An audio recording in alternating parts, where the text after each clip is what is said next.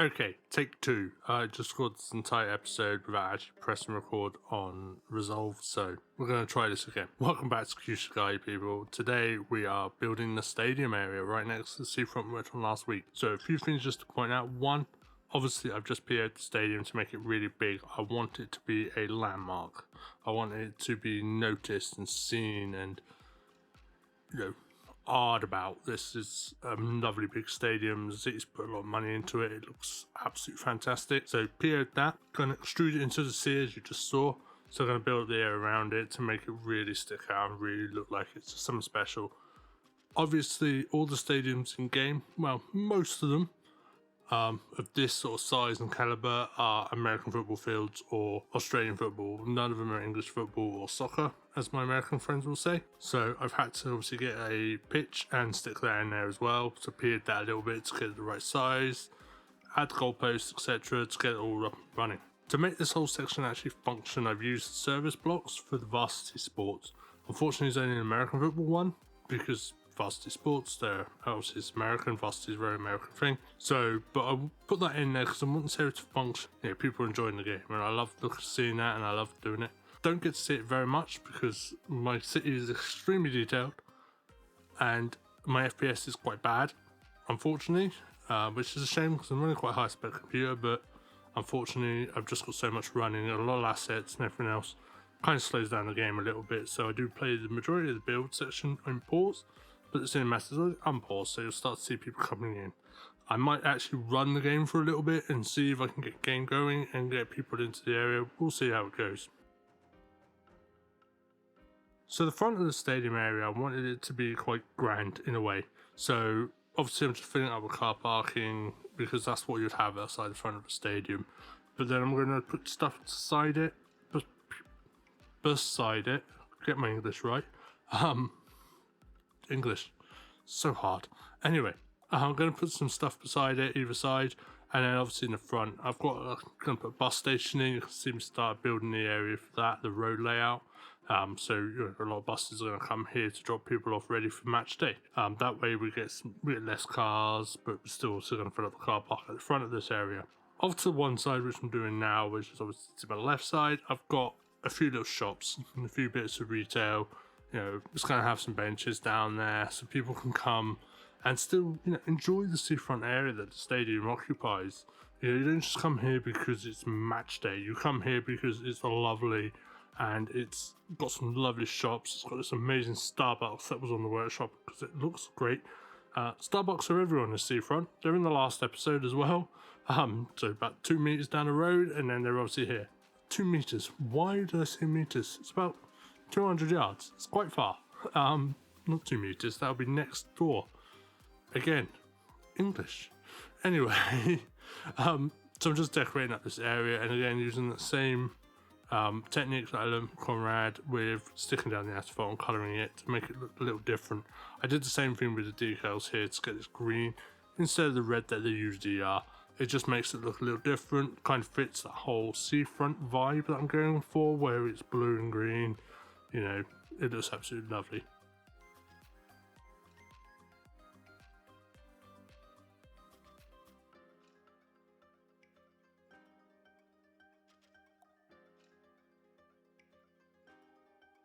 These benches that I've just put down, I found these on the workshop about 5 minutes before I pressed record on this episode.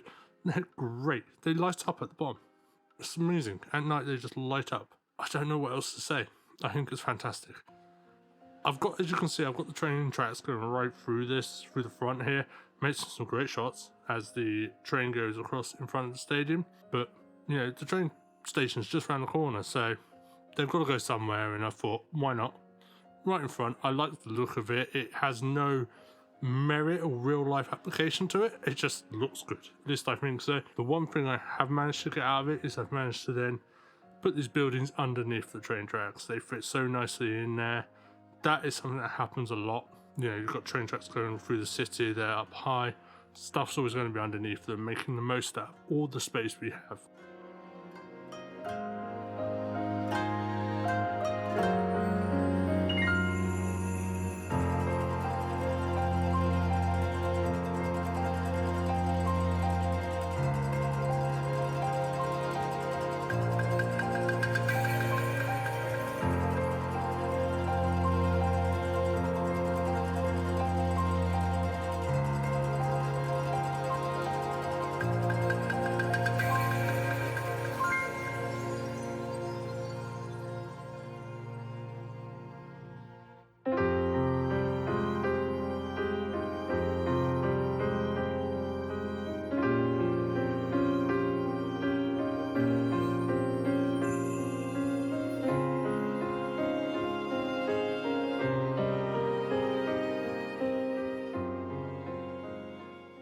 Okay, so now we're going to go over to the right side of the stadium and we're going to build this little fountain thing.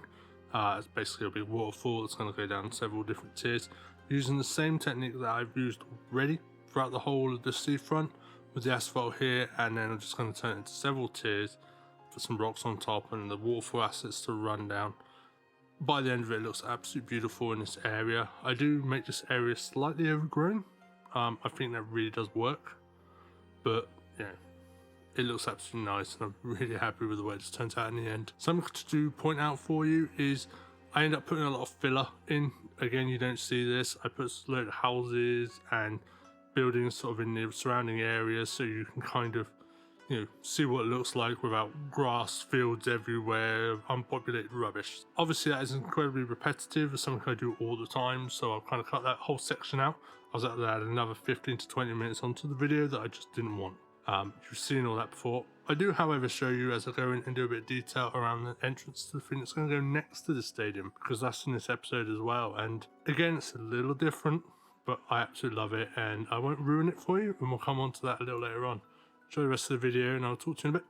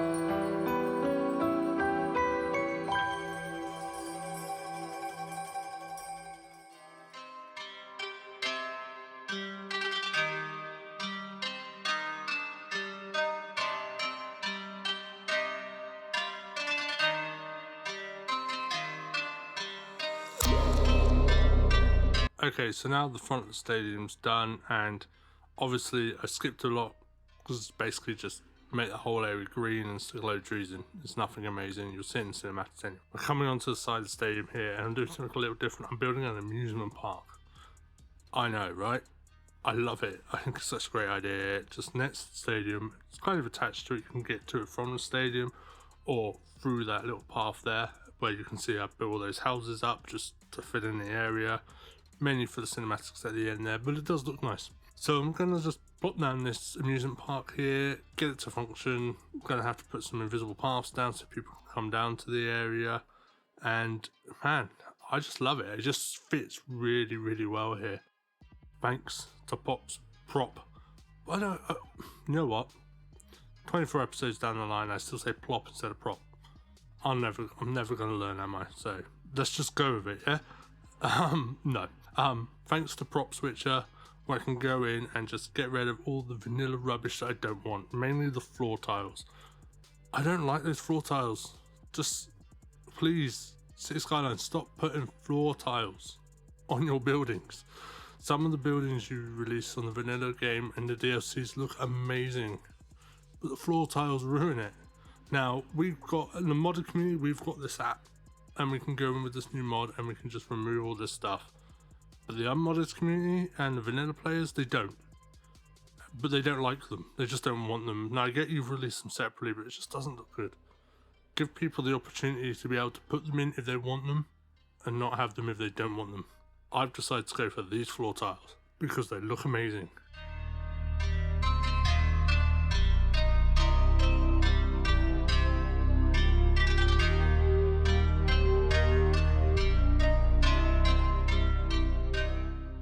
Capsule machines. Yeah, right?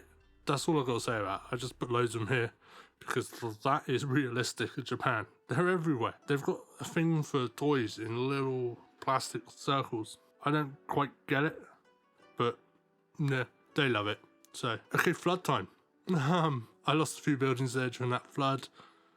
Yeah, I forgot that. Obviously, I've done a lot of terraforming, and yeah, when you're on pause, it goes a little bit crazy.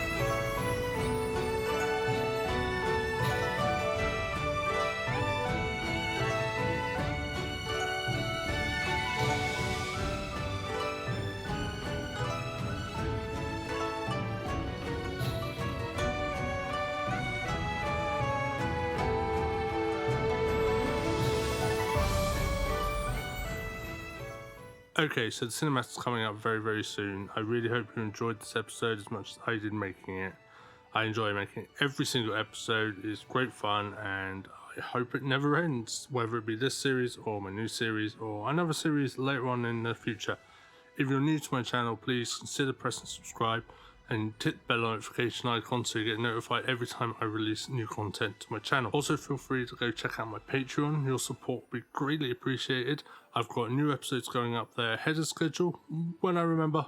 I have forgotten a few times, but I'm going to make it up to you with my new series, so hopefully that will help. Also, I've got some new assets up there as well, which you'll get to see and download before anyone else does on the workshop, as well as some exclusives as well. It's worth going to check out, and like I said, your support is greatly appreciated and it helps me out a huge amount. If you're a regular to my channel, please comment, like, and all that nice stuff, and have some fun. I love to read your comments and I love to respond to them. It's great.